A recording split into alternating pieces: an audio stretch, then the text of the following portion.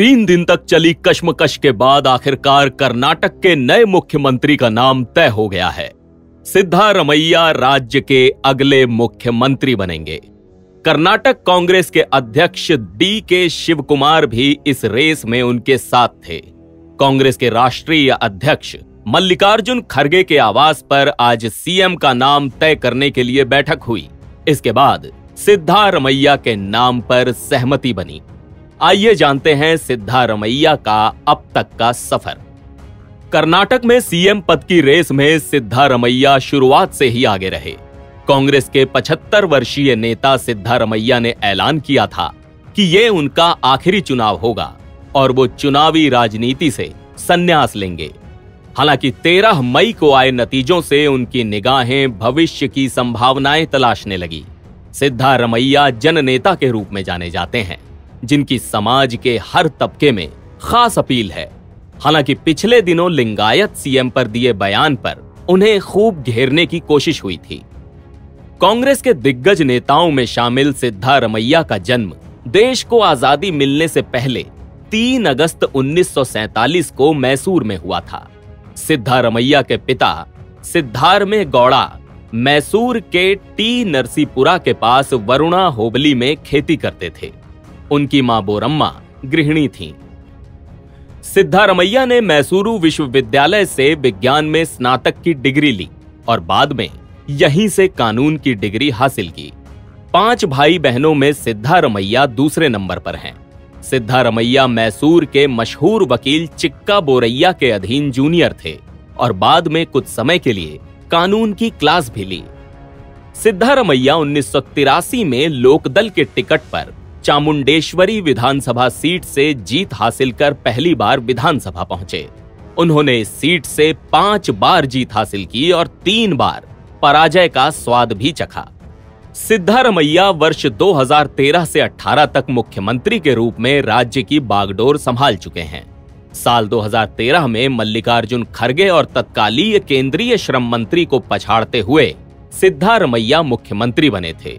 मुख्यमंत्री रहते हुए उनकी चलाई गई योजनाओं की काफी तारीफ हुई थी, जिसमें 7 किलो चावल देने वाली अन्न भाग्य योजना, स्कूल जाने वाले छात्रों को 150 ग्राम दूध और इंदिरा कैंटीन शामिल थीं।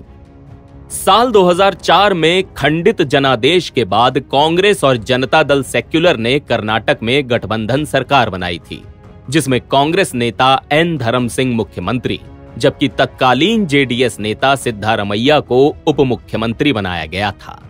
सिद्धारमैया इससे पहले 16 मई 1996 से 22 जुलाई 1999 तक जनता दल में रहते हुए भी उप मुख्यमंत्री बने थे। जननेता के रूप में सिद्धारमैया की हर वर्ग तक पहुंच मानी जाती है। सिद्धारमैया लंबे समय से अहिंदा आंदोलन की आवाज रहे हैं, जो गैर प्रमुख पिछड़ी जातियों, दलित, आदिवासी और मुसलमानों का गठबंधन था।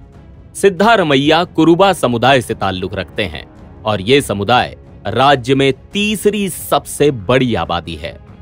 करीब 2.5 दशक से जनता परिवार से जुड़े रहे और कांग्रेस विरोधी रुख के लिए पहचाने जाने वाले सिद्धारमैया 2006 में कांग्रेस में शामिल हुए थे।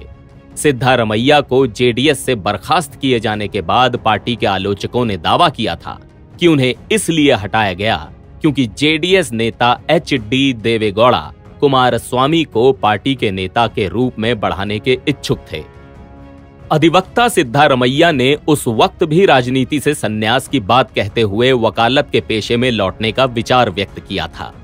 उन्होंने अपनी पार्टी के गठन की संभावना को खारिज करते हुए कहा था कि वो धन बल नहीं जुटा सकते।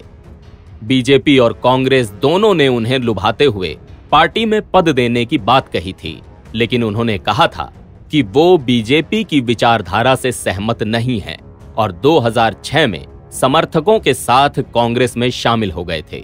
ये एक ऐसा कदम था जिसके बारे में कुछ वर्षों पहले तक सोचा भी नहीं जा सकता था। सिद्धारमैया की पत्नी का नाम पार्वती है। दोनों के 2 बेटे थे, जिनमें से बड़े बेटे राकेश की 2016 में 38 साल की उम्र में मौत हो गई थी। मल्टी ऑर्गन फेलियर के चलते उनकी मौत हुई थी। दूसरे बेटे यतीन्द्र 2018 में विधायक चुने गए थे। इस बार उन्हें टिकट नहीं मिला था। इससे पहले शनिवार को आए नतीजों में कांग्रेस ने कर्नाटक की 224 सीटों में से 135 सीटों पर जीत दर्ज की। बड़ी जीत के साथ ही कांग्रेस में मंथन का दौर शुरू हो गया था। सिद्धारमैया और डीके शिवकुमार दोनों ही मुख्यमंत्री पद के मजबूत दावेदार थे और समय समय पर मुख्यमंत्री बनने की इच्छा भी जाहिर कर चुके हैं। एनबीटी ऑनलाइन की रिपोर्ट।